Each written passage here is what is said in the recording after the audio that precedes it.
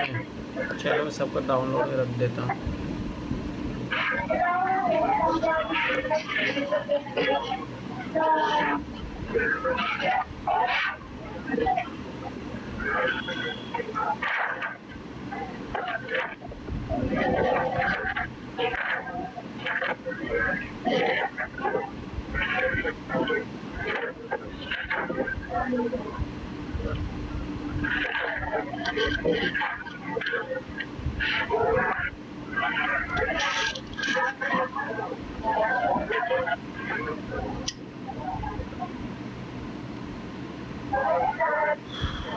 चलो सबसे पहले सपना का शुरू करते हैं। सपना दोनों ऐसे लिखे थे? एक ही लिखा था। अच्छा, क्यों एक ही क्यों लिखा आपने? मेरे को नहीं वो एक ही समझ में आया था कि क्या लिखना है। तो और तो पहली जैसे लग रहे थे। एग्जाम में भी एक ही लिख के आओगे क्या? कैसे पास होगे ऐसे? नहीं मैं नहीं, और उन पे नहीं समझ नहीं आ रहे, पर मैं कोशिश कर रही हूँ, अभी भी लिख रही हूँ मैं उन पे, पर कई पेज खराब हो गए, समझ में नहीं आ रहे। ऐसे कैसे काम चलेगा? तुम लोगों को 1 महीने का टाइम दिया गया था तब भी। नहीं वैसे तो लिख ले, पर वो जो लाइन होती है ना वही नहीं समझ आ रही, वो जो पहली जैसी होती है। जो भी हो, पर लिखना तो होगा ना, एग्जाम में भी तो आएंगे ना वो चीजें। ऐसे कैसे काम चलेगा? लापरवाही करोगे तो चलो ठीक है, छोड़ो। अधिकार सत्ता बढ़ने के साथ उत्तरदायित्व भी बढ़ जाता है। ठीक है, इतना अच्छा टॉपिक था, इसमें तो क्या ही दिक्कत है। ठीक है भाई, स्वाभाविक सी बात है, अगर आपके पास अथॉरिटी बढ़ती है तो रिस्पॉन्सिबिलिटी भी बढ़ती है, पैरेलल चीज़ है। अमित, तुम्हारा ऐसे कहाँ पे? तुम्हारा ऐसे आया नहीं?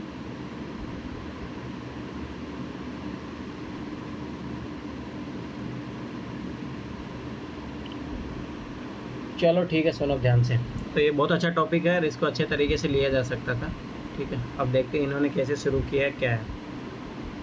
अधिकार बढ़ेगा जब तेरा तेरा ये उत्तरदायित्व रहेगा। ये कहाँ से, ये क्या लिखा है ये लाइन?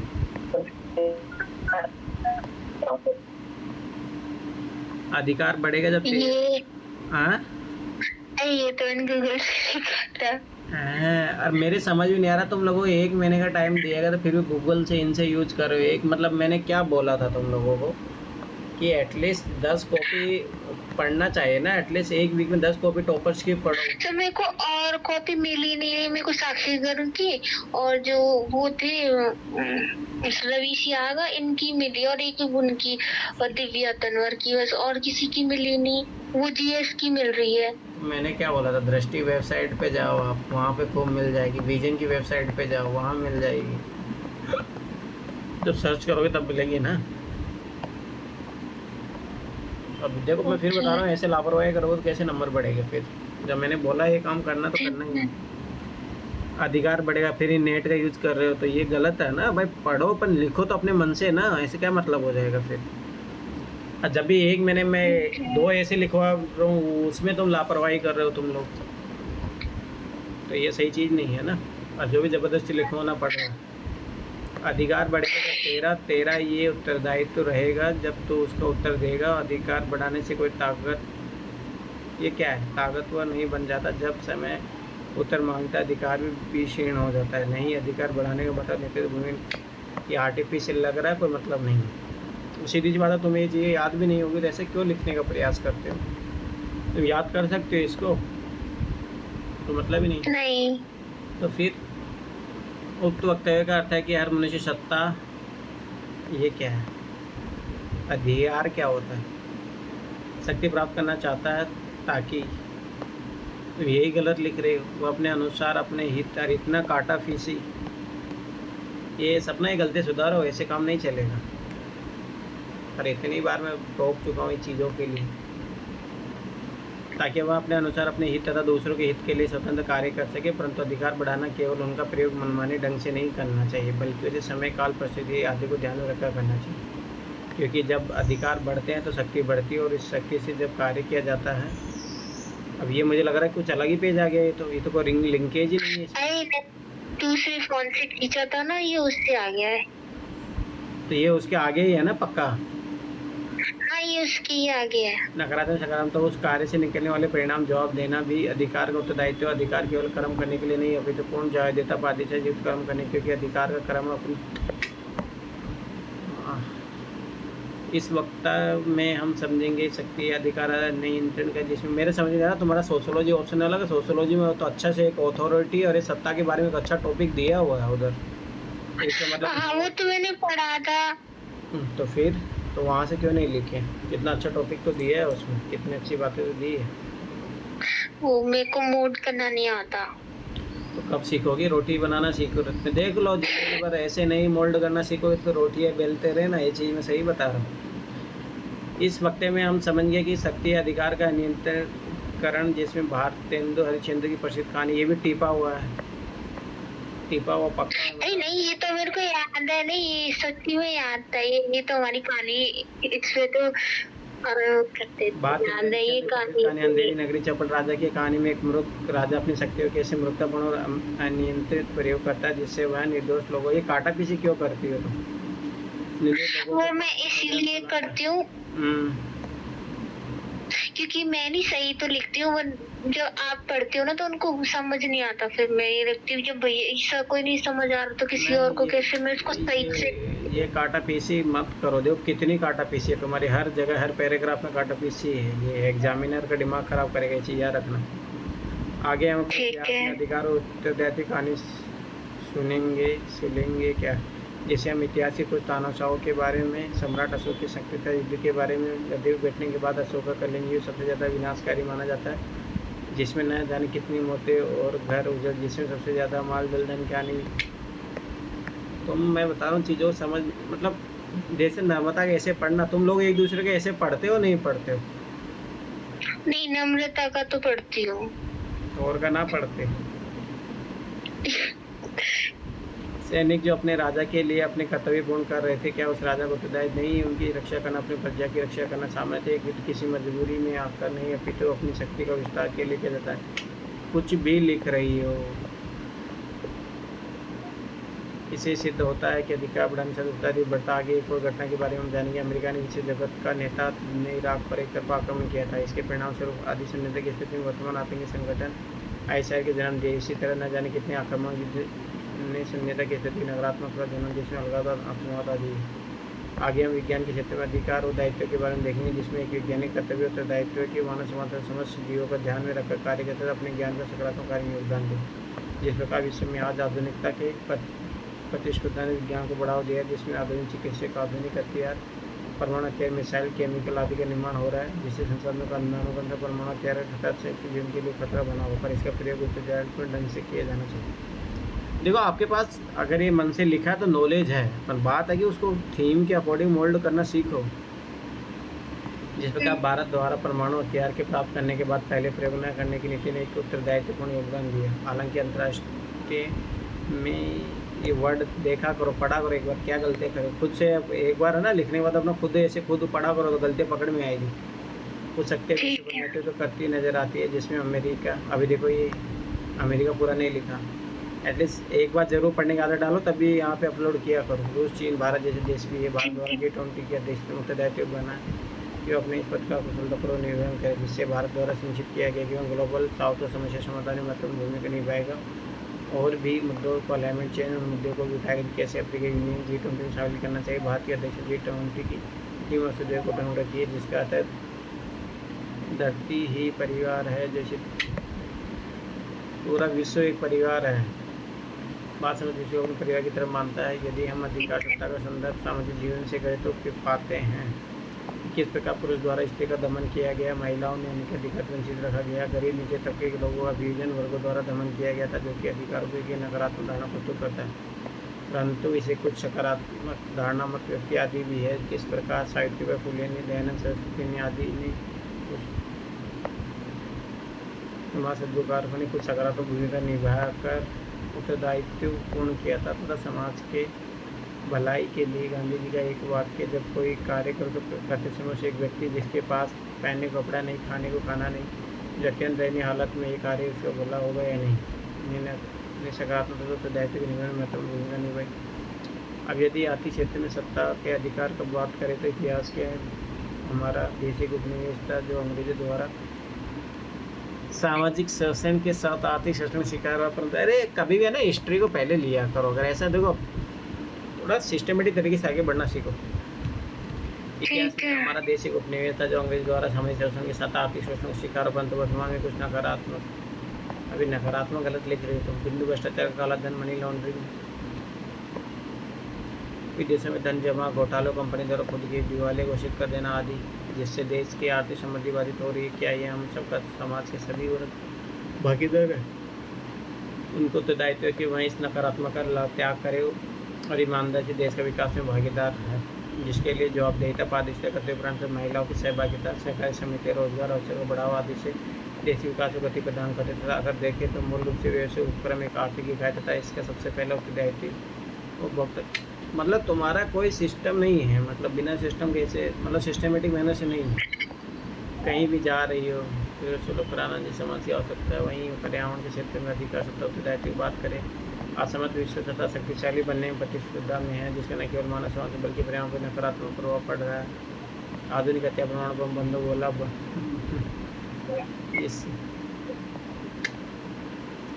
एयर कंडीशनर, वाहनों, फैक्ट्री आदि से निकला धुआं आज समस्त विश्व गति में डाल दिया, जिससे संसाधनों दोहन, कार्बन का उत्पादन तथा बढ़ता तापमान, जीविका जल स्तर, प्रदूषण, कचरा, प्लास्टिक उपयोग, ज्वालान क्या होता है, जीवाश्म बनना, कटाई आदि पर्यावरण हानि प्रचार। तिरछा काहे लिखते हो, सीधा लिखना सीखो, वो तो आने वाले भविष्य में खतरा उत्पन्न करेगा। परंतु इसका सकारात्मक पहलू ये काटा पीटी किया, पूरा विश्व पर्यावरण बचाने की वसीला क्योटो प्रोटोकॉल गिराव की सूची में कटौती कर दिया गया है। रियो सम्मेलन प्रतियोगिता की रक्षा के लिए जैसे लक्ष्य को रखकर सभी ने अपने तरह निभा ले गए। अब यदि देखें तो प्रत्येक व्यक्ति अधिकार के साथ कुछ कर्तव्य जुड़े हुए हैं, जिन्हें पूर्ण करने के लिए प्रत्येक कानून का अधिकार स्वतंत्र दायित्व है।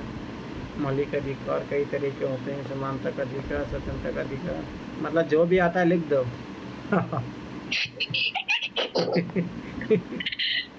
जो भी पढ़ा सब लिख दो, ये क्या मतलब है इनका? नागरिक समानता का अधिकार, पर उसका दायित्व भी है कि उसके प्रति समानता का भाव रखे तथा जिस प्रकार एक संगठन मनुष्य किसी संगठित होने वाले आदि की स्वतंत्रता है। परंतु तो ये लिखो ना, ये क्या मतलब था लिखने का फालतू? अरे मेरे को समझ नहीं आया, मेरे को फिर लगा कि लिख दो पूरे ये मौलिक अधिकार। यही गलतियाँ करोगे। जिस प्रकार लोकसभा जनता सदन तथा उसका प्रधानमंत्री जनता द्वारा चुना जाता है, जो उसका उत्तरदायित्व है वह लोकसभा तथा जनता के प्रति जवाबदेह है। इस प्रकार ये सिद्ध होता है कि अधिकार बढ़ने से उत्तरदायी बढ़ते हैं। अतः एक अधिकार सत्ता व्यक्ति निरंकुश भी बना सकते हैं तो जवाबदेह भी। अगर वह अपने अधिकार को सही प्रयोग करता है तो अपना उत्तरदायित्व भी निभाएगा। इस मतलब गांधी जी कहते हैं कि यदि किसी को प्रवृत्तियाँ जाननी है तो उस व्यक्ति के समस्त अधिकार दे देनी चाहिए, जिससे वो उनका सकारात्मक या नकारात्मक प्रयोग करेगा। इसलिए हमें हमेशा ध्यान रखना चाहिए कि अधिकार केवल नेतृत्व या शक्ति प्रदर्शन के लिए बल्कि उत्तरदायित्व भी है। देखो नॉलेज, अगर आपने मतलब ये बताओ कितना नेट का यूज किया है इसमें आपने? नहीं, मैंने फर्स्ट का यूज किया था बस। अच्छा, देखो नॉलेज है बस वही है कि क्वेश्चन की डिमांड के अकॉर्डिंग चीज़ों को थोड़ा सिस्टमेटिक मैनर से सारी चीज़ें करना और मोल्ड करना सीखोगे तो ज़्यादा बेहतर रहेगा। तो बहुत कुछ सीखने की ज़रूरत है। भारती कहाँ हो तुम्हारा? ऐसे कहाँ पे है भारती? और साहब में ऐसे वैसे कुछ भी नहीं है। क्यों एग्जाम ना देना तुम्हें? और तो मेरे को समझ नहीं आता कहाँ से लिख लूँ, क्या करूँ, मेरे को कुछ पता नहीं चलता है। वो जब तक नहीं लिखोगे ना तब तक हमेशा ऐसा लगता रहेगा तुम्हें। तो उसके लिए लिखने का। अच्छा, मेरे पास वो ऐसे वाली जो आपने बुक बोली ना वो भी नहीं है, तो वो मैं जब आऊंगी तो वहाँ से इश्यू करा के लेके आओ तो ना। तो टॉपर्स की कॉपियाँ पढ़ो ना, जब तक टॉपर्स की कॉपियाँ पढ़ो, टॉपर्स की ऐसे पढ़ो। चलो सब लोग ये बताओ इसके सपना को कितना नंबर दिया जाए 125 में से? तो सर अभी क्या कर रहे हो? क्वेश्चन डिस्कशन करा रहे हो या कॉपियाँ चेक हो रही है? Copy check. तो इसके बाद में वो होगा पेपर अपने क्वेश्चन आंसर। हाँ। और सर मेरे बहुत सारे पॉलिटी के डाउट है, मेरे को बहुत सारी टर्मिनोलॉजी नहीं आती, आप बताओगे? ठीक है चलो जल्दी से बताओ कितना नंबर दिया जाए सपना को। और पहली बात एक ऐसे कहाँ है सपना तुम्हारा? क्या? एक ऐसे क्यों नहीं लिखा? अरे मेरे को पता नहीं था। क्या पता नहीं था तुम्हें? खाना खाना खाने एक ही लिखना है। अरे खाना नहीं खाया अभी। नहीं, रोज खाना खाना तो ना बोलते तुम लोग। हम्म, ठीक है मैं कल ही लिख के दे दूंगी पक्का। मेरे को पता नहीं था तो देती। क्या 8 ऐसे दिया गया था आपको पेपर हो रहा 3 घंटे का, तो आपको पता नहीं 2 ऐसे लिखने का? चलो बताओ जल्दी से कितना नंबर दिया जाए इसको, सपना को जल्दी बताओ। पता नहीं सर। क्यों पता नहीं है बताइए? आपके सामने ऐसे आप लोगों ने पढ़ा था इसका, ऐसे कुछ पल्ले पढ़ा? अरे सर लास्ट में जो लिखा था वो सही लिखा था, महात्मा गांधी का। हाँ कुछ पॉइंट अच्छे हैं और ऐसा नहीं है, मतलब बात ये है कि थोड़ा कॉन्टेक्स्ट को अच्छे तरीके से और क्लियरिफाई किया जाए, फालतू चीज़ें ना लिखे जाए, सिस्टमेटिक मैंने से लिखा जाए तो अच्छा खासा है। चलो 5 नंबर मिलेगा, अपना काम करो अच्छे तरीके से, ऐसे कैसे काम चलेगा? ठीक है। मेरे को पता था कितने नंबर देंगे। पहला तो सना तुम्हारा ही चेक किया जाता है। सर मेरा चेक मत करिए। नहीं हो क्यों, बिना देखे लिखा है मेरा कर दीजिए। हाँ करेंगे, मेरा कर दीजिए। सबका करेंगे, टेंशन मत लो। आपको दूसरा ऐसे कहाँ पे है नर्मदा? मेरा तबीयत खराब हो गई थी अभी, फिर डॉक्टर के पास से होके जस्ट अभी आ रहे हैं। चलो ठीक है, चलो इसका पढ़ते हैं पहले सना का। पर्यटन क्या भारत के लिए अगला प्रेरक हो सकता है? ये थीम थी, ये सही है ना थीम? हाँ सर। इंग्लिश में पढ़ा था? नहीं। रुको 1 मिनट मुझे चेक करने दो, क्योंकि वो शायद पहली वाली जो पीडीएफ थी ना वो गलत चली गई थी, उसमें मिस हो गया था।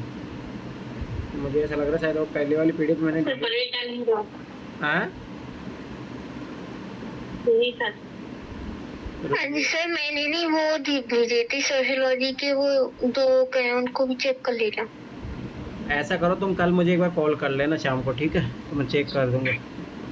ठीक है। पर्यटन क्या भारत के लिए अगला बड़ा प्रेरक हो सकता है? अगला बड़ा प्रेरक, ध्यान से पढ़ा करो। अगला tourism can be the next big thing for India. ये यूपीएससी का क्वेश्चन है, ठीक है? कुछ क्वेश्चन मैंने उसमें यूपीएससी वाले डाले थे, ठीक है? देखते हैं अब आपने क्या लिखा है। भारत प्राचीन सभ्यताओं वाला देश है। यहाँ के सभ्यता संस्कृति प्राचीन काल से समृद्ध रही है, ठीक है? यहाँ पर सभी वर्गों, धर्मों, जातियों और विभिन्न भाषा बोलने वाले लोग एक मिलकर रहते हैं। हमारे देश में सारे संसार की झलक देखी जा सकती है। वस्तुतः भारत में अतिथि देवो भव की परंपरा वर्षों पुरानी है। यही कारण के शुरू से ही भारत विदेशी पर्यटकों के लिए आकर्षण बना हुआ है। सारे जहाँ से अच्छा हिंदुस्तान हमारा, कुछ बात है कि अस्थि मिटती नहीं हमारी, सदी रहा दुश्मन दूर जहाँ। अरे इसके तो आगे एक और लाइन है, सारे जहाँ से अच्छा हिंदुस्तान हमारा, हम बुलबुलें। सर पूरा नहीं, अरे हम वो नहीं लिखा ना, तो फिर ये क्या पूरा हो जाता फिर वो। अरे सारे जहाँ से अच्छा हिंदुस्तान हमारा, हम बुलबुलें इसकी ये गुलसिता हमारा, कुछ बात है कि मस्ती मिटती नहीं हमारी, सदी से रहा है दुश्मन दूर जहाँ हमारा। तो ये थोड़ा ज़्यादा रिलेवेंस नहीं है, ये तो ठीक है फिर, ठीक है। यहाँ पे मुझे ऐसा लग रहा है शायद कुछ और कोड करते तो ज़्यादा बेहतर। हस्ती से आ गया ना, कल्चर संस्कृति, तो अच्छा। वो मिटती नहीं है हमारी, चाहे कोई भी चाहे मिटाना तब भी नहीं मिटेगी ही। चलो ठीक है, इंट्रोडक्शन पार्ट अच्छा है। और कभी भी ना थोड़ा कोड शुरू किया करो ना, तो ये से उल्टा शुरू करते हैं तुम तो, मतलब पहले कोड आता है फिर उसके बाद में ये आता है, तुम उल्टा कर दी हो। ऐसा ठीक है, मतलब थोड़ा याद आता है। हाँ, उसको थोड़ा ऊपर लिखना चाहिए था, फिर उसको एक्सप्लेन करते तो और ज़्यादा बेहतर रहता। चलो ठीक है। इकबाल शायर जी की ये पंक्तियाँ विदेशी पर्यटकों को ध्यान आकर्षित करती है, क्योंकि भारत में प्राचीन काल से लेकर सभ्यता, संस्कृति, परंपरा बनी हुई है, और वहीं यूरोपीय पश्चिमी देशों में प्राचीन संस्कृति, परंपरा समाप्त हो चुकी है। यही कारण है कि भारत में पर्यटन के लिए आकर्षक केंद्र बिंदु बना हुआ है। अब देखो आप भी तिरछा लिखते हुए तिरछा कॉपी भेजा है सर, तिरछा हो। अच्छा, ये पर्यटन किसी विशेष उद्देश्य को लेकर दूर दूर स्थानों की सैर करने जाना पर्यटन कहलाता है। आधुनिक समय में पर्यटन एक स्वतंत्र स्थानीय अंतर्देशीय राष्ट्रीय अंतर्राष्ट्रीय व्यवसाय का स्वरूप बन चुका है। देश और विदेश की पुरानी वस्तु, इतिहास में मशहूर प्राकृतिक स्थान, प्राचीन कला निर्माण केंद्र में पर्यटन स्थानों, औद्योगिक और अन्य परियोजनाओं के स्थल के शेयर करना पर्यटन में पर्यटक। यहाँ पे थोड़ा पैराग्राफ तुम्हारा गड़बड़ा आ रहा है थोड़ा। पर्यटन में पर्यटकों के लिए प्रेरणा स्रोत है, यानी टूरिज्म के लिए। ठीक है, पर मेरे अनुसार तो मैं भारत की जो विशेषताएं हैं, देखो कभी भी हमेशा जब डाउट हो ना यहाँ पे जाओ। पर्यटन क्या भारत के लिए अगला बड़ा प्रेरक हो सकता है? तो बार बार भारत की विशेषताएं बताओ, ज्योग्राफिकल कंडीशन, कल्चरल कंडीशन, बहुत सारी चीज़ें उसके कारण जो भी है। चलो ठीक है, चलो आएंगे आगे। चलो ठीक है। प्रकृति निर्मित का प्रत्यक्ष अनुभव लेने के लिए इसकी इच्छा विश्व भर के पर्यटकों में होती है। थोड़ा ये सेंटेंस फॉर्मेशन देखो, सही नहीं बन रहा हो। बात भारत की करें तो भारत की प्राचीन सभ्यता संस्कृति के साथ साथ भौगोलिक क्षेत्र भी पर्यटन के लिए आकर्षक केंद्र बिंदु बना हुआ है। उदाहरण के लिए भारत में शिमला और mount Abu, valley of flower, दूसरी तरफ नदी घाटियाँ, झरने, सूखे मरुस्थल और भौगोलिक कारण जैसे पानी, हवा, हिम आदि स्थलाकृतिय पर्यटकों को अपनी ओर आकर्षित करती है। इसी प्रकार मौसमी कारण, तापमान, पवन, आर्द्रता, वर्षा तथा आर्द्रता। तो ये सही लिखा है तुम्हें लग रहा है? हाँ सर। नहीं, चेक करना एक बार जाके। ठीक है। वर्षा तथा ऋतु पर्यटन से सीधे संबंध रखते हैं। मौसमी कारण स्वास्थ्य पर प्रभाव डालते हैं। स्वास्थ्य दृष्टि से भारत में मिलने वाली चिकित्सा संबंधी सेवाएं सुविधाएं पश्चिम की और तुलना में सस्ती है। परिणाम स्वरूप विदेशी लोग भारत में आने लगे हैं। भारत में पर्यटन को आकर्षित करने वाले योग, शिक्षा और आयुर्वेदिक उपचार हेतु पर्यटक इसका लाभ लेते हैं। शिक्षा उन पर्यटकों के लिए है जो पर्यटक दूसरे देशों की संस्कृति परंपरा जानने की इच्छा रखते हैं। ये पर्यटक शोध एवं अनुसंधान के उद्देश्य से भारत आते हैं और इसी प्रकार कुछ पर्यटक कृषि क्षेत्र के बारे में जानकारी अर्जित करने के लिए आते हैं। शहरी संस्कृति में पले बड़े और कृषि जीवन संजाल लोगों के लिए कृषि पर्यटन एक प्रकार है। वर्तमान में कृषि पर्यटन शीघ्रता से आगे बढ़ रहा है। वर्तमान समय किसान एक दूसरे देशों में आधुनिक कृषि तकनीक विज्ञान की जानकारी प्राप्त करते हैं। इसी प्रकार विभिन्न क्षेत्रों में खेल पर्यटन इस नए पर्यटन को उदय हुआ। 20वीं शताब्दी में खेल पर्यटन के उदय हुआ। विश्व स्तर पर ओलंपिक विबंधन, थोड़ा ये लगाया करो, और विश्व शतरंज प्रतियोगिताएं, अंतर्राष्ट्रीय क्रिकेट प्रतियोगिताएं, तो भारतीय स्तर पर महाराष्ट्रीय केसरी कुश्ती प्रतियोगिता और हिमालयन कार रैली आदि को देखने और जाना खेल पर्यटन कहलाता है। मनुष्य पर्यटन के कारण ढूंढता रहता है और 21वीं सदी में अनेक अवसर उपलब्ध हुए हैं, जैसे अंतर्राष्ट्रीय पुस्तक प्रदर्शनी, फिल्म फेस्टिवल आदि। महाराष्ट्रीय साहित्य प्रेमी अखिल भारतीय मराठी साहित्य सम्मेलनों में सम्मिलित होने के लिए जाते हैं। पर्यटन भारत को आर्थिक रूप से निर्भर बनाने में मदद कर सकता है, जिसके बाद में रोजगार के नए अवसर और बेरोजगार को कम किया जा सके। पर्यटन का ध्यान मुझे ऐसा लग रहा है कि कहीं से आपने देख के लिखा है या पहले इससे पहले कुछ कंटेंट पढ़ा है आपने? I am sure. हाँ सर, पढ़ा था, फिर इसका माइंड मैप बनाया और कहाँ किससे रिलेवेंट है पूरा स्टडी किया, फिर सब वो दिख जाता है। मतलब ऐसे नहीं लिखा है सर ऐसे नहीं लिखा, मतलब आपने पढ़ा है उसके बारे में? हाँ, काम किया है सर। हाँ ठीक है। 7 अप्रैल 2017 की नीति आयोग ने कुछ प्रमुख राष्ट्रीय संस्थानों अंतर्राष्ट्रीय एकीकृत पर्वत विकास केंद्र के सहयोग से भारतीय हिमाचल क्षेत्र के पहाड़ों के सतत विकास के लिए एक कार्य योजना प्रस्तुत की, जिसमें IHR में सतत पर्यटन का एक प्रमुख विषय रूप में चुना गया। सतत विकास लक्ष्य संख्या 8 निरंतर समावेशी सतत आर्थिक विकास के प्रसार पर केंद्रित है, ताकि वर्ष 2023 तक स्थानीय पर्यटन को बढ़ावा देने की नीतियों को बेहतर ढंग से क्रियान्वित किया जा सके। इससे रोजगार सृजन के साथ साथ स्थानीय संस्कृति और उत्पादों को बढ़ावा मिलेगा। सतत विकास लक्ष्य 12 स्थल उत्पादन, खपत, पर्यटन को सुनिश्चित करना। इसके उद्देश्य सतत पर्यटन के लिए सतत विकास प्रभाव निगरानी कर उपकरण विकसित कर उनका उपयोग करना, ताकि रोजगार उत्पन्न हो तथा स्थानीय संस्कृति और उत्पादों को बढ़ावा मिले। देखो जो भी XYZ है, मतलब आप क्वेश्चन की जो डिमांड है ना उसके अकॉर्डिंग नहीं लिख रहे हो, आप लिख रहे हो पर्यटन के बारे में, परंतु आपको ये बताना था कैसे ये भारत के लिए वो बनेगा। तो सर अभी आगे बताऊंगी। तो इतना ज़्यादा लिख दिए, 7 पेज लिख दिए। तो पर्यटन पर्व को 3 घटकों के साथ आए, मतलब समझ रहे हो ना, वो कमी है इसमें। देखो अपने देश की यात्रा करने तो भारतीय प्रोत्साहित करना, सभी के लिए पर्यटन, देश के सभी राज्यों में पर्यटन कार्यक्रम संचालन करना, पर्यटन विषय को हितधारकों के साथ संवादमूलक सत्रों कार्यशालाओं का आयोजन करना, भारत में पर्यटन के लिए बढ़ावा उत्पन्न करने के लिए कुछ सुविधाएं मुहैया की जाए अर्थात व्यवहारिक जीवन में उपयोगी की जाए। तो भारत में पर्यटन सबसे बड़ा उद्योग है। इसे बढ़ावा देने के लिए पर्यटन स्थलों की समुचित सफाई की जानी चाहिए, स्वच्छ पेयजल, भोजन, शौचालय के साथ साथ चिकित्सा की भी उचित व्यवस्था की जानी चाहिए।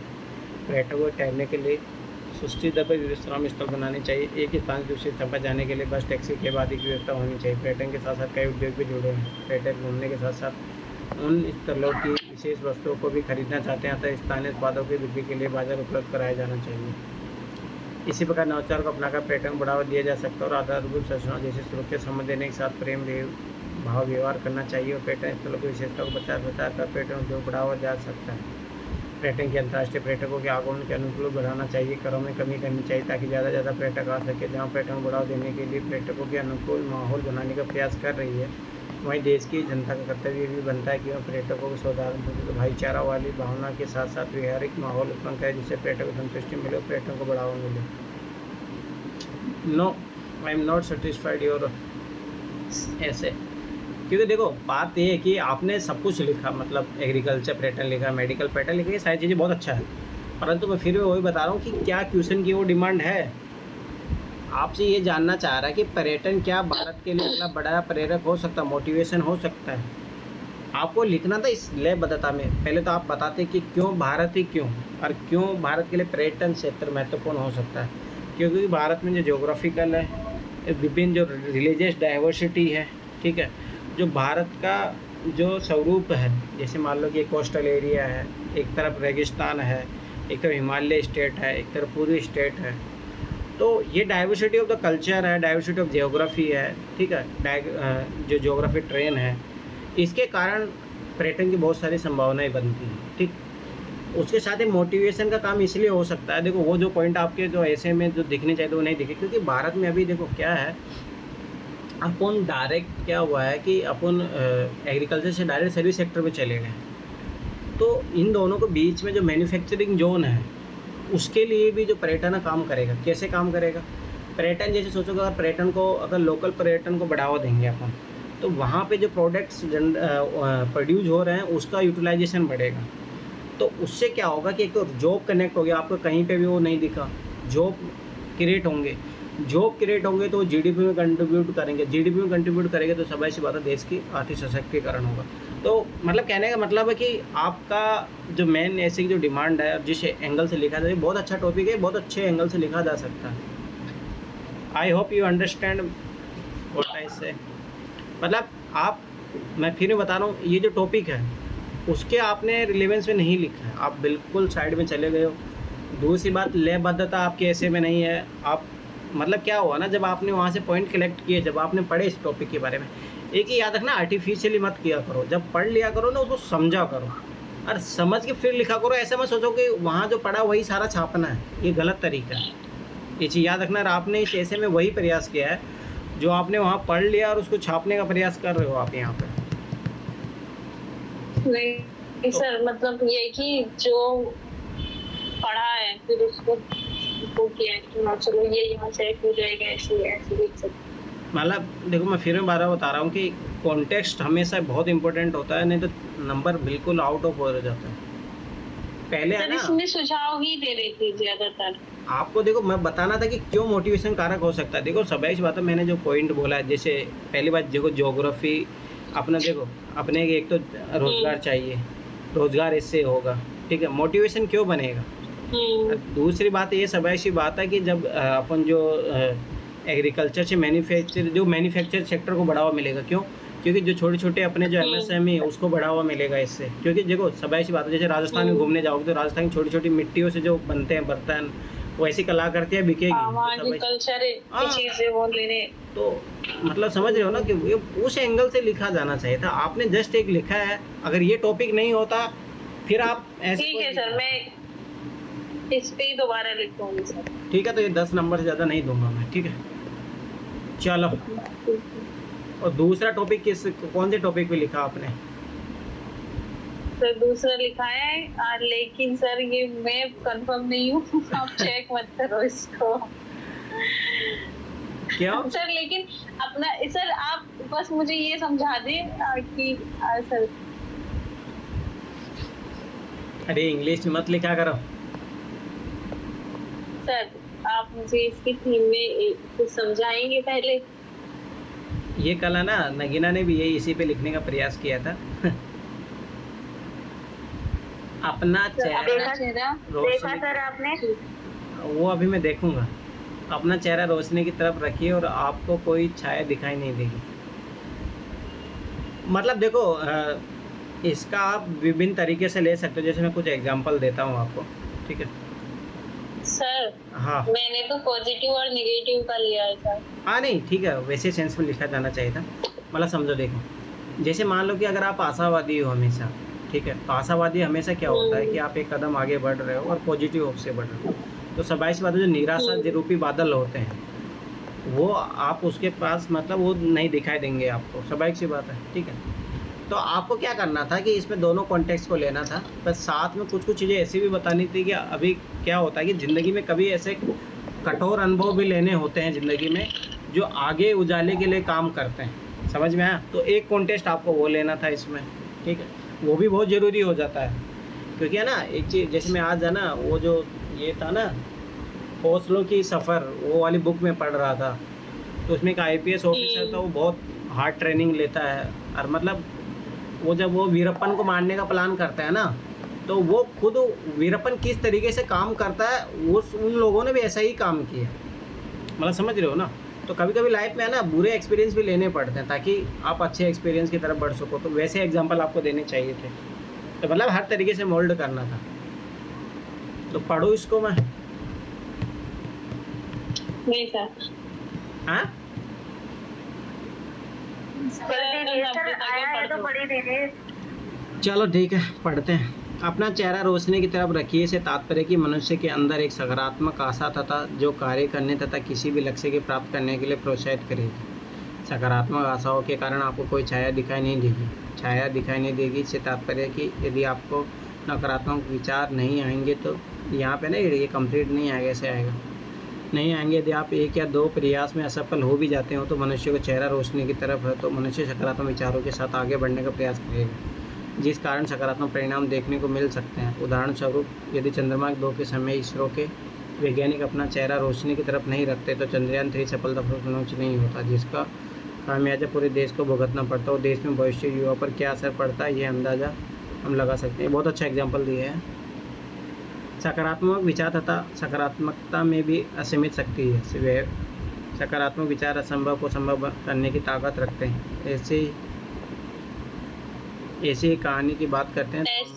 हाँ वो गलत है ना। कहानी की बात करते हैं थॉमस एल्वा एडिसन। जब प्राइमरी स्कूल में पढ़ते थे तब ये बहुत अच्छा एग्जाम्पल दिया है। पढ़ते थे तब टीचर ने कागज़ माँ को देने को कहा। माँ कागज़ पढ़ते ही रोने लगी। एडिसन ने पूछा, माँ क्यों रो रही है? माँ ने कहा, ये खुशी के आंसू है। कागज़ में लिखा है कि आपका बेटा बहुत होशियार है, जबकि इसके निचले स्तर का है।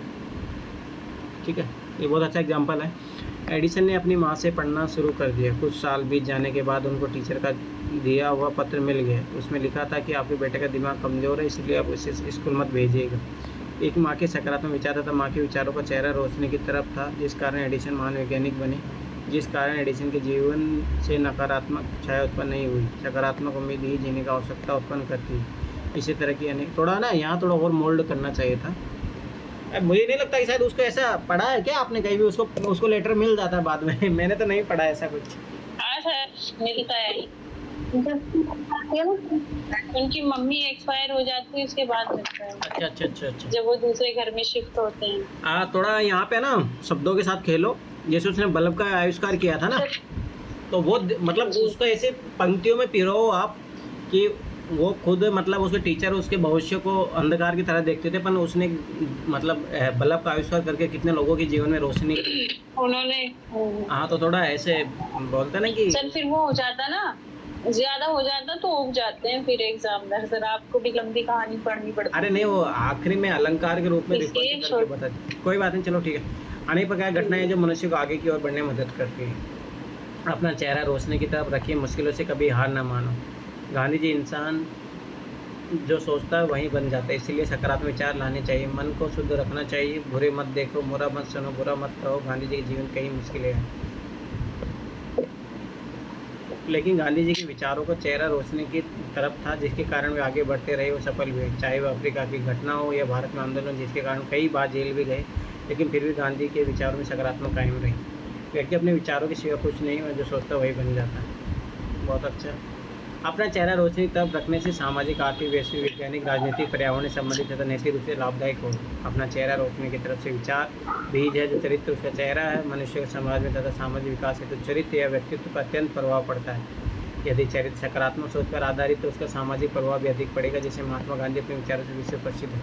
एक बात बोलूं आपने ये भी कहीं ना कहीं पढ़ा है, खुद से इतने अच्छे विचार तो नहीं आ सकते। सर हाँ सर हाँ यहाँ ना मैं ये स्वामी विवेकानंद लिख रही थी पहले तो, अच्छा ये वाला महात्मा गांधी जी की जगह पे, फिर मैंने उनको ही लिख दिया सर। उनका वो सुन रखा है ना, सत्य के साथ मेरे प्रयोग, तो सर वही दिमाग में निकल रहा था। वही ना, नहीं सर वो तो एक कहीं ना कहीं से तो पढ़ा हुआ है, मतलब अच्छा कंटेंट है, मतलब अच्छा लिखा है। सर तो आप ही तो कहते हो पढ़ो, फिर अरे आप नहीं, लेते हैं तो मतलब कहीं ना मेरा कहीं से देखो पढ़ा है एक सर। याद रखना ना, देखो मैं चाहता हूँ कि वो आप अपनी भाषा में रूपांतरित करना सीखो उन चीज़ों को, समझ में आया? तब ज़्यादा वो ज़्यादा फ्रूटफुल रहेगा। मतलब वो कॉपी पेस्ट सर ये मेरी भाषा में ही है सर, मतलब कॉपी पेस्ट मटेरियल नहीं लगना चाहिए बस।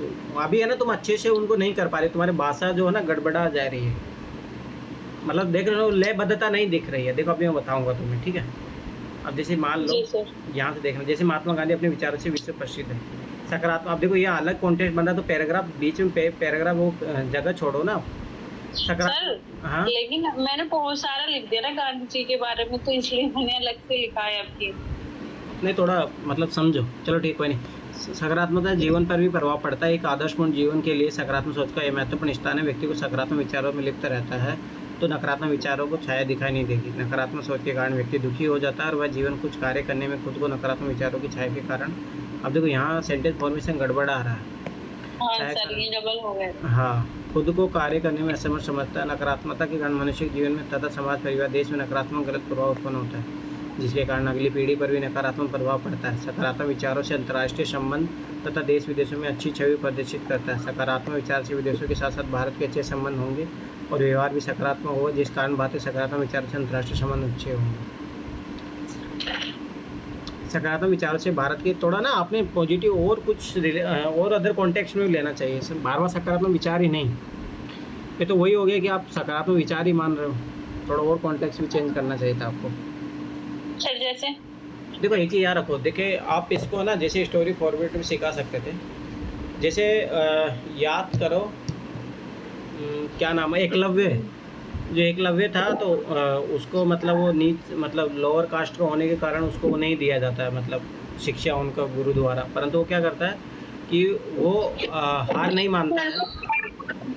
हाँ कर्ण होते हैं वो। अरे नहीं, एकलव्य भी तो होता है।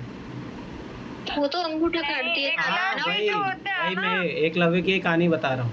सर मैंने नहीं पढ़ी है सर। एकलव्य जो होता है ना वो मतलब इससे अर्जुन से अच्छा धनुर्धर हो जाता है ना, तो इस वजह से क्या करता है द्रोणाचार्य, तो वो सोचता है कि नहीं मेरा सबसे महान चीज जो हो ना वो अर्जुन हो, इस वजह से उनका जो है ना उंगलियां काट के वो दान दे देता है। यही रीजन रहता है, द्रोणाचार्य के मन में रहता है कि अर्जुन सर्वश्रेष्ठ हो, ना कि इसके अलावा कोई और।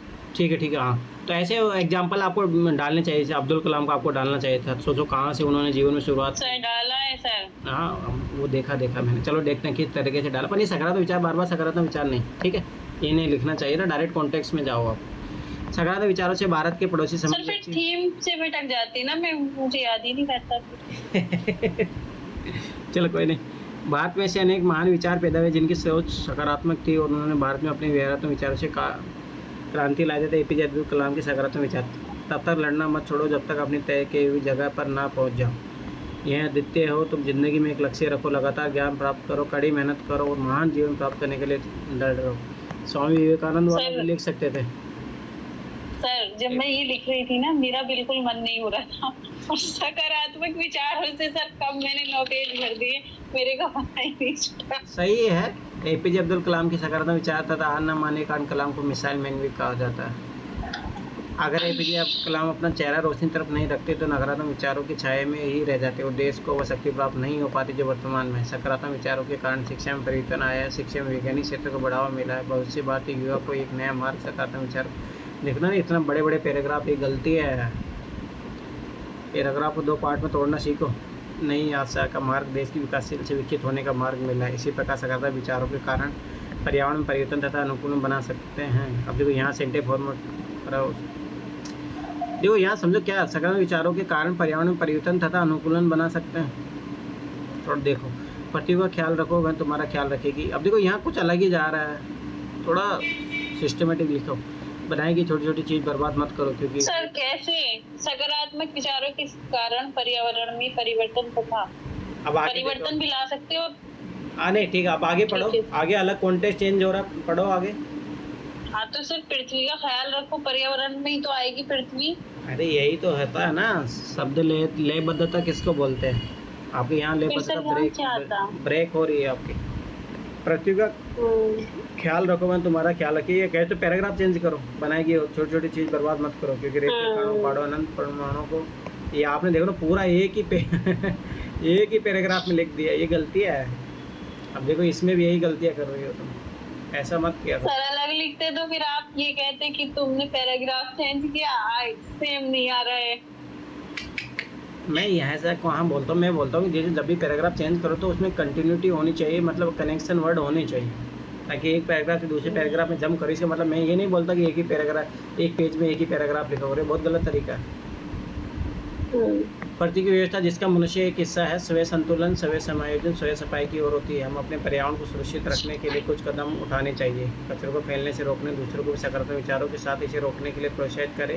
रासायनिक उपकरणों कीटनाशक उपयोग बच्चे लोगों को इसके बारे में नकारात्मक सकारात्मक प्रभाव बताकर जागरूक करें, ताकि नकारात्मकता की छाया से मुक्ति मिल सके। जंगलों को बचाए, पेड़ लगाए, क्योंकि पर्यावरण के लिए फेफड़ा जैसा कार्य करता है। सकारात्मक रोशनी में चेहरा रखिए, जिससे नकारात्मक छाया से बचा जा सके।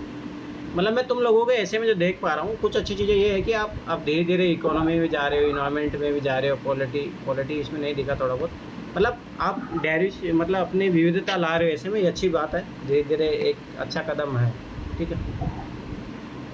निष्कर्ष यह कहा जा सकता है कि सकारात्मक विचार से महान विचारकों में असंभव कार्य से संभव कार्य किया। सकारात्मक विचारों में असीमित शक्ति है। सकारात्मक विचार से सामंजस्य होता है, संबंध अच्छे होते हैं और व्यक्ति सकारात्मक विचार से मानसिक तथा शारीरिक रूप से स्वस्थ होता है। सकारात्मक की रोशनी के कारण देश के सामाजिक, आर्थिक, शारीरिक, मानसिक, राजनीतिक, राष्ट्रीय, अंतर्राष्ट्रीय प्रतिनिधि से लाभ होता है। कुछ अच्छा या बुरा नहीं होता, सिर्फ विचार ही आपको अच्छा बुरा बनाते हैं।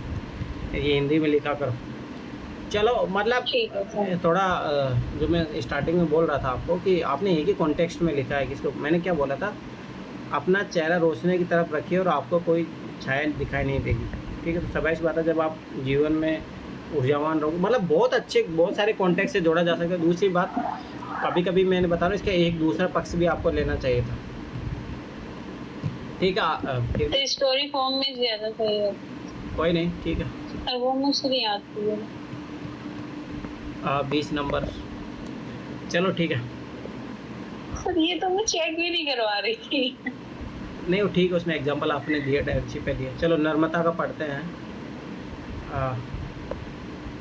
अभी इतना ही टाइम बचा है, 21 है, कल पढ़ेंगे, कल भी सब रेडी रहना जितना बचा हुआ है, ठीक है। चलो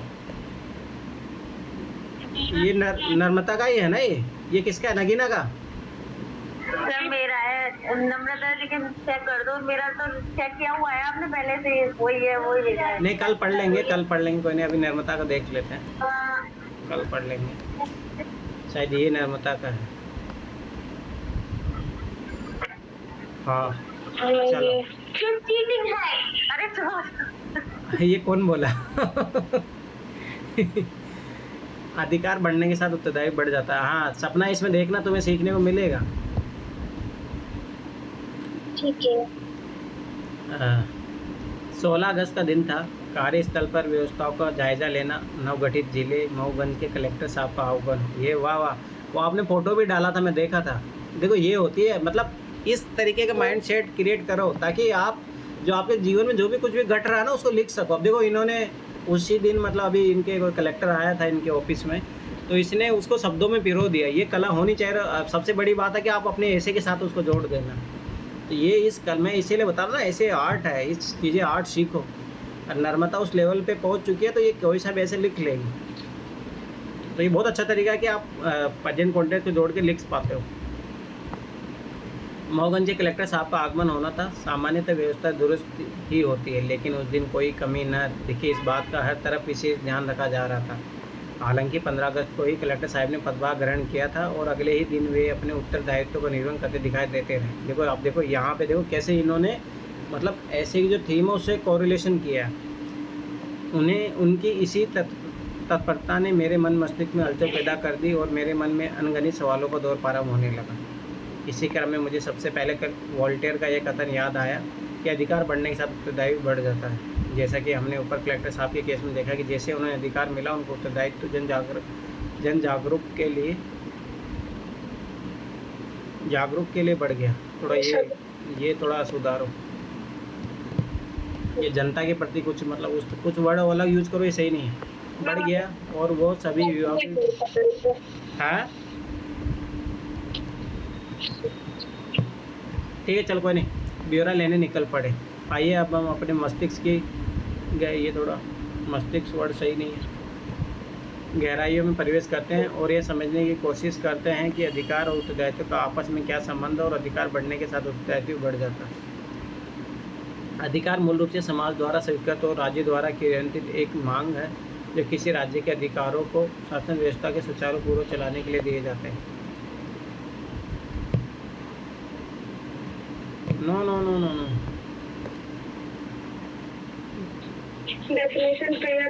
हाँ, ये गलत है पक्का। अधिकार मूल रूप से समाज द्वारा स्वीकृत और राज्य द्वारा क्रियान्वित एक मांग है जो किसी राज्य के अधिकारों को शासन व्यवस्था सुचारू रूप चलाने दिए जाते हैं। अधिकार से होते हैं, उत्तरदायित्व तो हो ना, रिस्पॉन्सिबिलिटीज, जबकि उत्तरदायित्व का अर्थ है प्रशासनिक प्रक्रिया में लक्ष्य प्राप्ति के लिए अधिकारधारी को जवाबदेही। ये थोड़ा ये डेफिनेशन क्लियर करो, ये सही नहीं है। अरे ये छोटी छोटी गलतियाँ तो कभी नहीं दिखनी चाहिए, इसे में याद रखना। जय सरल भाषा में हम कह सकते हैं कि उत्तरदायित्व संकल्पना अधिकार की जरूरत पर नजर रखने का काम करती है। नहीं, ये थोड़ा कॉन्टेक्स्ट एक बार चेक करना, ये सही नहीं है। आइए अब हम इतिहास के कुछ पन्ने पलटकर जानने की कोशिश करते हैं कि अधिकार बढ़ने के साथ उत्तरदायित्व भी कैसे बढ़ जाता है। सबसे पहले बात करते हैं भारत में ब्रिटिश शासन की, जिन्होंने जलियांवाला बाग हत्याकांड में निर्दोषों को निर्मम आएगा मरमम आएगा, निर्मम आना चाहिए ना, मरमम से लिए होता है कुछ। हत्या की वह प्रेस नियंत्रण अधिनियम 17 के जिसके द्वारा सभी समाचार पत्रों पर सेंसर लगा दिए। ये अधिकार बढ़ने के साथ उत्तरदायित्व बढ़ने का एक नकारात्मक पक्ष है। जबकि इन सब बातों को ध्यान रखते हुए हमारे संविधान निर्माताओं ने संविधान का निर्माण करते समय संविधान के भाग 3 में अनुच्छेद 12 से 35 तक मौलिक अधिकारों की व्यवस्था की है जो सामान्य स्थिति में सरकार द्वारा सीमित नहीं किए जा सकते। यह भी अधिकार के साथ उत्तरदायित्व कैसे, तुम गड़बड़ी कर रही हो।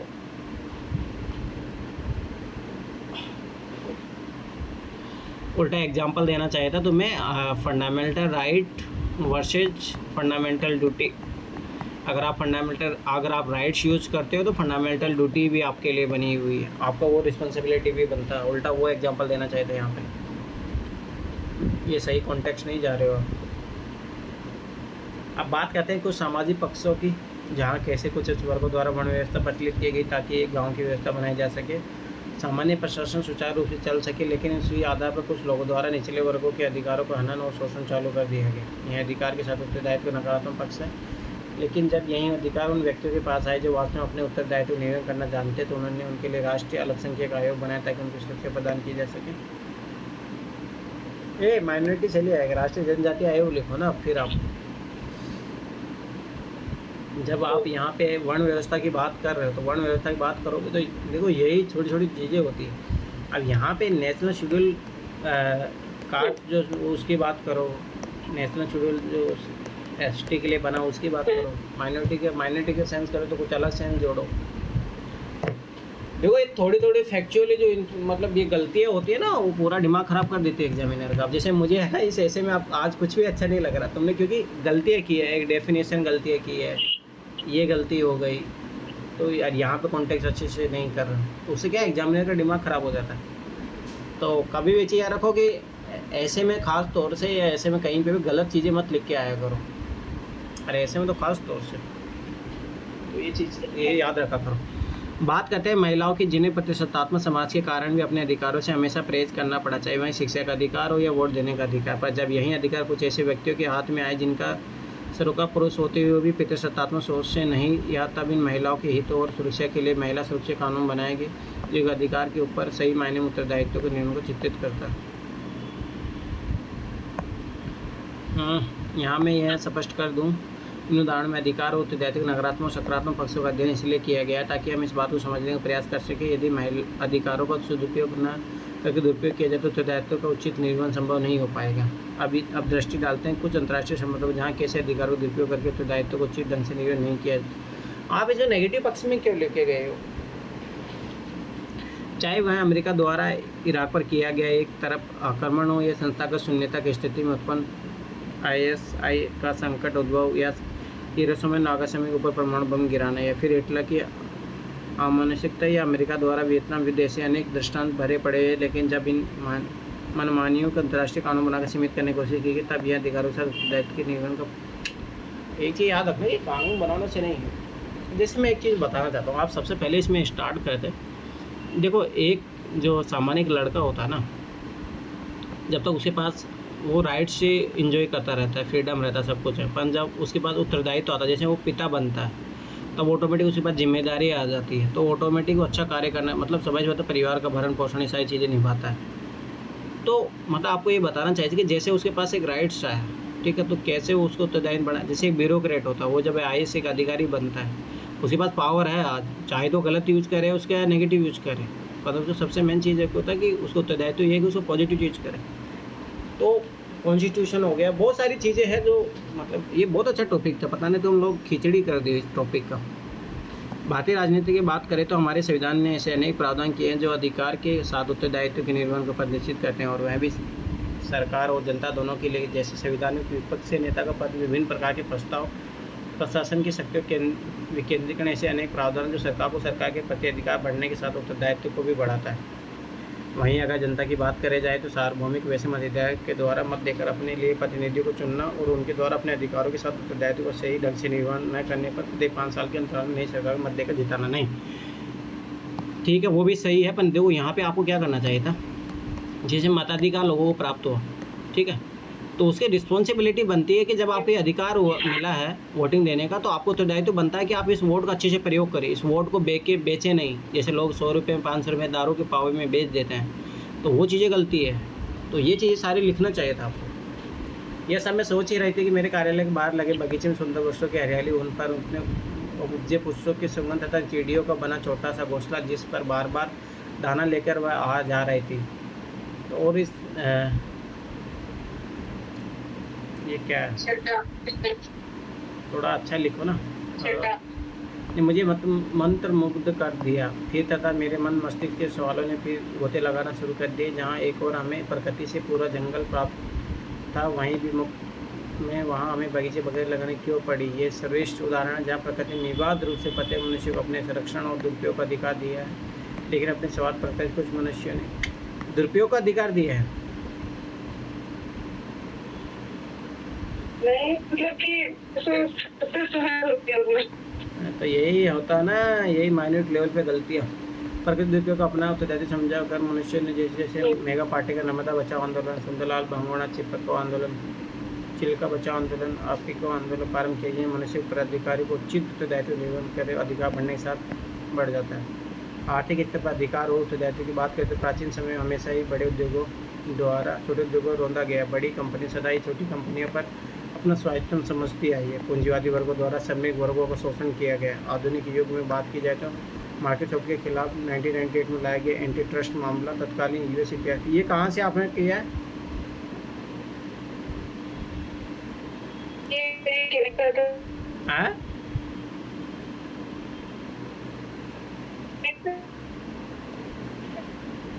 क्योंकि ये आपने कहाँ से पढ़ लिया?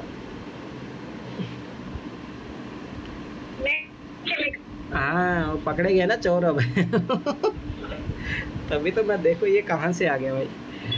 कंपनी रूपी कोयले पल्लवित नहीं हो सकती है। उन कंपनी को अधिकारों मिलने के साथ दायित्व के नकारात्मक निर्वहन को प्रदर्शित करता है। वहीं इस कारण से भारत ने कंपटीशन कमीशन ऑफ इंडिया की स्थापना अधिकारों से दायित्व सकारात्मक पहलू प्रदर्शित करती है। अचानक से विचारों के उगल पुथल में फ़ोन की घंटी बजती है और ये जानकारी मिलती है कि आज कलेक्टर साहब का विभागीय दौरा निरस्त हो गया। और तभी मेरे मन में एक और सवाल आ जाता है, तकनीक को बनाने और विकास करने एकमात्र अधिकार मानव मस्तिष्क के ऊपर है। जहाँ अधिकार भी मानव की है और उसके उत्तरदायित्व और निर्वहन भी मानव को ही करना है। पर क्या हर तकनीक अधिकार के उत्तरदायित्व का निर्वहन किया जा सकता है? इसी क्रम में बात करते हैं गर्भपात कानून की, जिसे मुख्यतः ऐसी दंपति सुविधाओं के लिए लाया गया था जहाँ पर माँ एवं शिशु को यदि कोई प्राणघातक बीमार होती तो शिशु को कोई समस्या होती जिससे उसका जीवन मृत्यु भी कठिन बन जाए, तब इस स्थिति में मेडिकल बोर्ड की सहमति पर गर्भपात कराया जा सकता है। लेकिन इस कानून को सुनिश्चित करने तक जिन्हें अधिकार मिला उन्होंने ही अपने उत्तरदायित्व का गलत ढंग से निर्वाह किया और उसके नतीजा यह है कि हमें आए दिन गैर कानूनी तरीके से गर्भपात कराए जाने के दुष्परिणाम के किस्से सुनने को मिलते हैं। ये अधिकार के उत्तरदायित्व को सही तरीके से निर्वहन न करने के नकारात्मक उदाहरण है। आइए बात करते हैं सरकार के द्वारा लाए गए आधार संकल्पना की, जिसके डेटा प्रोटेक्शन बिल तथा डेटा प्रोटेक्शन बिल की, जहाँ सरकार ने हर स्तर पर कोशिश की है कि कैसे नागरिकों व्यक्तिगत डाटा सुरक्षित रखा जाए। सरकार को अपने अधिकार के उत्तरदायित्व सकारात्मक निर्वहन है। यह प्रदर्शित करता है कि कैसे अधिकार से उत्तरदायित्व बढ़ जाता है। अपने विचारों को विराम देते हुए मुझे ये बात समझ आई कि कैसे अधिकार उत्तरदायित्व एक दूसरे के पूरक की तरह कार्य करते हैं, यदि कैसे हमें इसके सकारात्मक नकारात्मक पक्ष देखने को मिलते हैं। इसलिए प्रति व्यक्ति, चाहे वो सामान्य अधिकारी, कर्मचारी, जनप्रतिनिधि, जिला दंडाधिकारी, अंतर्राष्ट्रीय शिक्षक, नेता हो, प्रत्येक को यह समझना होगा कैसे मूल्य करते हुए सत्यनिष्ठा, ईमानदारी, निष्पक्षता, भेदभाव रहित विचार और सार्वजनिक सेवा के प्रति समर्पण भाव रखकर अपने अधिकारों के सही से उत्तरदायित्व निर्वहन कर सकते हैं।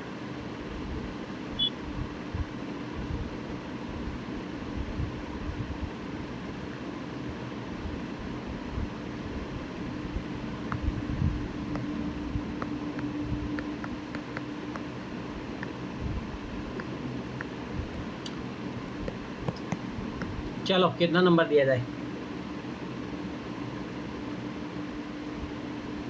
बताओ जल्दी।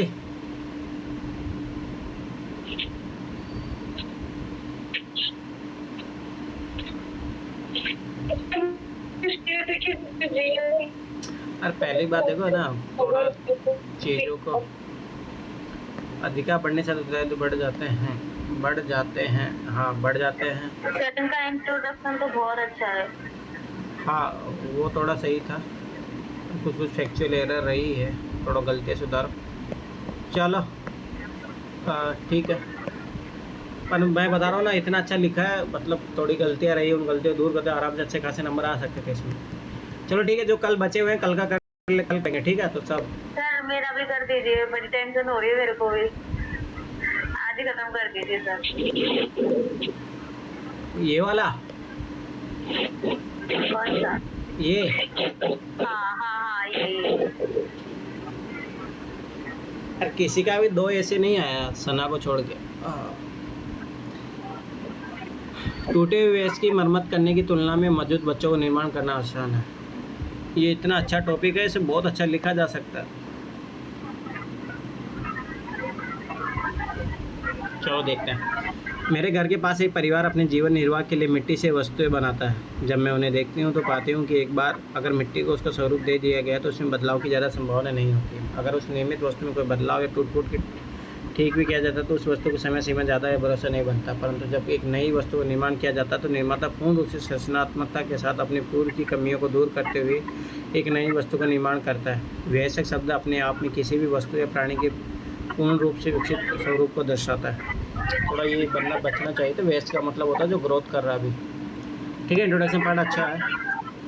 पूर्ण रूप से विकसित स्वरूप शारीरिक और मानसिक तौर पर हो सकता है। इस शारीरिक और मानसिक स्वरूप में किसी भी तरह का विकार टूटे हुए वेस्ट को दर्शाता है, क्योंकि वेस्ट तो पूर्ण रूप में विकसित धारणा है, अतः इसमें विकार होने पर उस विकार को दूर करने की कठिनाई को स्तर लगभग बना ही रहता है। लेकिन बच्चों के विकास के दौरान उनमें मौजूद इच्छा शक्ति उनमें विकसित की जाए तो उनके शारीरिक और मानसिक दशाओं पर ध्यान दिया जाए और एक अच्छे पोषण से बच्चे के विकास को अधिक मजबूत बनाया जा सकता है। बच्चों के सर्वांगीण विकास के लिए हमारे देश की सरकारें बच्चों के लिए कई नई योजनाएं लाती रहती है, जो बच्चों की शिक्षा के साथ साथ पोषण भी प्रदान कर रही है। जैसे सरकारी स्कूल में दोपहर के समय मिलने वाला भोजन, मध्याह्न भोजन बच्चों के पोषण का माध्यम होता है। तो इसी दृष्टिकोण में देखें तो हम अभी तक ऊर्जा की प्राप्ति के लिए परंपरागत साधनों के वैसे स्वरूप को धारण कर ये किसका है वो थोड़ा वो कर लो, म्यूट कर लो। दूसरे दृष्टिकोण में देखें तो हम अभी तक ऊर्जा की प्राप्ति के लिए परंपरागत संसाधनों के वैसे स्वरूप को धारण कर चुके थे, परंतु समय के साथ इसके कुप्रभाव हमारे परिणाम को देखने लगे। इन कुप्रभाव के असर को कम करने के लिए हम नई जीवन तकनीकों का अनुसरण करना होगा, जो नवीकरण संसाधनों के रूप में दिखाई देती है।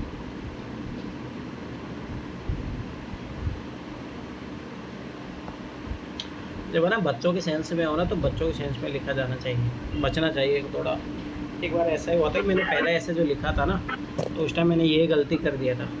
तो ज़्यादा डाइवर्सिटी नहीं सर, मेरे माइंड ने यहाँ पे ये बोला कि कई सारे डायमेंशन होने चाहिए ना।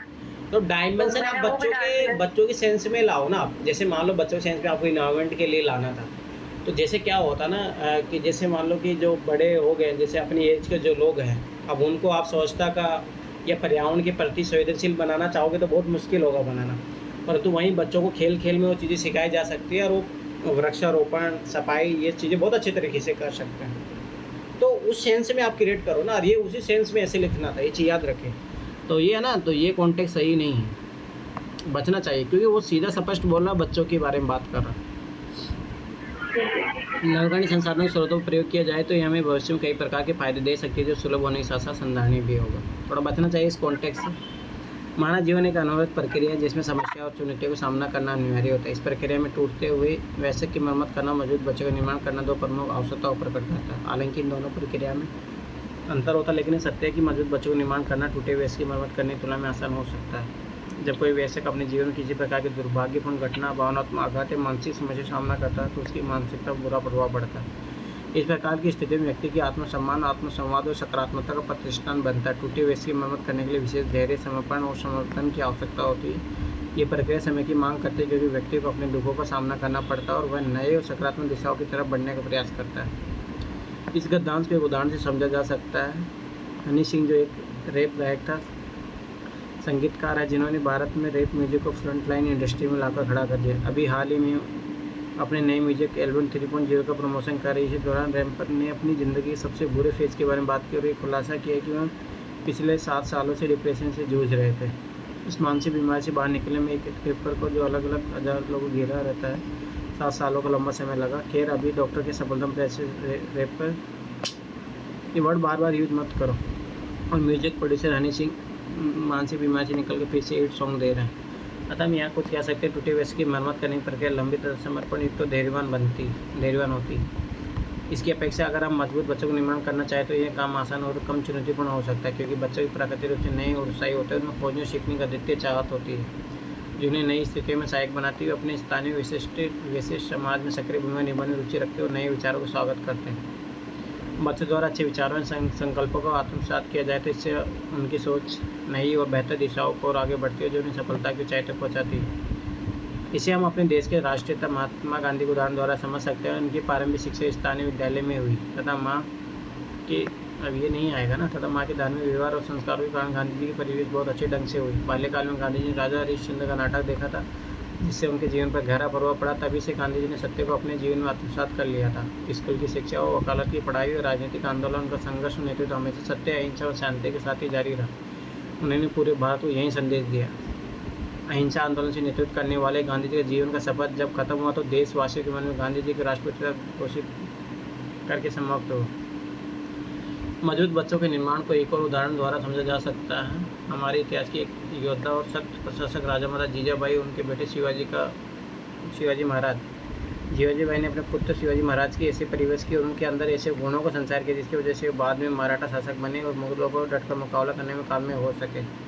राजमाता जीजाबाई ने रामायण और महाभारत की कहानी सुनाकर शिवाजी के भीतर वीरता, धर्मनिष्ठा और धैर्य और मर्यादा आदि गुणों का विकास किया। साथ ही उन्होंने नीति संसारों को संचार किया। शिवाजी महाराज को मानवीय रिश्तों की अहमियत समझाने के साथ महिलाओं को मान सम्मान करने और उनके अंदर देश प्रेम की भावना का जागृत करने के लिए उत्साहित किया तथा उन्हें तलवारबाजी, भाला चलाने की कला, घुड़सवारी, आत्मरक्षा और युद्ध कौशल की शिक्षा में भी पूरी तरह निपुण बना दिया। शिवाजी भी अपनी कामयाबी को श्रेय अपनी वीर माता जीजाबाई को दिया करते थे। जीजाबाई ने अपनी पूरी जिंदगी अपने बेटे को मराठा साम्राज्य का महान शासक छत्रपति शिवाजी महाराज बनाने में लगा दी थी। अंत में हम ये कह सकते हैं कि टूटे वैसे की मरम्मत करने की तुलना में मौजूद बच्चों का निर्माण करना हो सकता है। क्या हो सकता है? बच्चों को उत्साहिता, सकारात्मकता, सीखने की भावना से अवलंबन, उन्हें सफलता की दिशा में आगे बढ़ने देते, इसलिए समाज के बच्चे उसी दिशा में प्रेरित करते। तुम लोग है ना, ये इतना अच्छा टॉपिक था। देखो सुनो, मैं अभी कुछ पॉइंट बताता हूँ, आपको समझ में आएगा। देखो सुनो, सबसे पहली चीज़ देखो, टूटे हुए वैक्स की मरम्मत करने की तुलना में मजबूत बच्चों को निर्माण करना आसान होता है। जैसे एक चीज़ याद रखना कि जैसे अपन जैसे विचारधारा अपनी, मान लो कि कम्युनलिज्म को लेके विचारधारा हो या पैट्रियार्कल को लेके विचारधारा हो, आज उसमें चेंज करना थोड़ा बहुत मुश्किल होगा, ठीक है। अपन बच्चों को अपन बचपन से ये चीज़ें सिखा सकते हैं कि वो पेट्राइकल माइंडसेट का ना बने, इक्वलिटी को बढ़ावा दे, ठीक है। वो चीज़ें की जा सकती है उसमें, धर्म को लेके वो धार्मिक उन्माद को इनको बढ़ावा ना दे, वो बच्चों में दिया जा सकता है। अभी अगर वयस्कों में आप दोगे तो वो बहुत मुश्किल होगा उनके विचारधारा उनको चेंज करने में, ठीक है। तो ये एग्जाम्पल आपको लिखने चाहिए थे, महिलाओं के प्रति संवेदनशील बनाना। बच्चों को आप सिखा सकते हो, वयस्कों को अभी सिखाना बहुत मुश्किल होगा, ठीक। टूटे हुए वयस्क का मतलब यहाँ पे ये होता है कि जो अपने पद से विचलित हो गए हैं, मतलब जो स्वाभाविक सी बात है कि जो धार्मिक उन्माद, आतंकवाद, ऐसे जो चीज़ों का, तो उनको वापस उस लाना उस रास्ते में बहुत मुश्किल होता है। पर अपन बचपन से बच्चों को ऐसी शिक्षाएं दें ताकि वो इन चीज़ों में पढ़े ना, तो ये मतलब बहुत अच्छा टॉपिक था। इसमें हर एंगल से आप इसको इन्वायरमेंट के सेंस में ले सकते थे, इकोनॉमी के सेंस में आप इसको स्किल्ड के आधार पर ले सकते थे कि बच्चों को बचपन से अपन स्किल एजुकेशन देंगे, जैसे गांधी जी बोलते थे, तो वो सारी चीज़ें जो बच्चे अभी वैसे जो बेरोजगार घूम रहे हैं वो बेरोजगार नहीं घूमेंगे, तो वो वाला एग्जांपल दे सकते थे। इन्वायरमेंट के प्रति आप संवेदनशील बना के उनको, बच्चों को बचपन से पेड़ पौधों, इनका जीवन का महत्व, जल संरक्षण, इन सब सारी चीज़ों के बारे में इतना अच्छा टॉपिक था, हर एंगल से लिखा जा सकता था। फिर नैतिक, आपने नैतिक एंगल नहीं जाए, एथिकल जो चीज़ें होती है वो बच्चों को सिखाया जा सकता है। सत्य, इनकी महत्वता क्या होती है, इंटीग्रिटी, इनकी क्या महत्वता होती है, ये सारी चीज़ें सिखाना, समझ रहे हो ना। मतलब बहुत अच्छा टॉपिक था। 15 नंबर। चलो थोड़ी देर रेस्ट कर लो, 3-4 मिनट रेस्ट कर लो, फिर शुरू करते हैं, ठीक है। सर मेरा चेक कर दीजिए, टेस्ट में साथ में क्लास में नहीं रहेंगे। हाँ, मेरा चेक कर दीजिए। आपने दोनों ऐसे लिखा है, दोनों ऐसे लिखा है आपने? हाँ सर, हाँ लिखिए। ठीक है, तो कल चेक करेंगे। तो कल क्या दिक्कत है, कल चेक कर देंगे। तो अभी क्लास नहीं करोगी क्या? सर आज कर लीजिए ना, मुझे भी चेक करवा, मतलब सोचती रहेंगे जैसे के बारे। ये बच्चों की जैसी हरकतें मत करो, क्लास करना है। सर एक कर दीजिए, लास्ट वाला, फर्स्ट वाला कल कर लीजिएगा, लास्ट वाला पता नहीं कैसे लेकर कर लीजिए। अरे कल दोनों कर दूंगा, टेंशन काहे ले रही हो, ठीक है। घबराओ मत, जल्दीबाजी, फिर मैं भी ऐसे ही चेक करूंगा तो तुम्हें फ़ायदा नहीं मिलेगा ज़्यादा।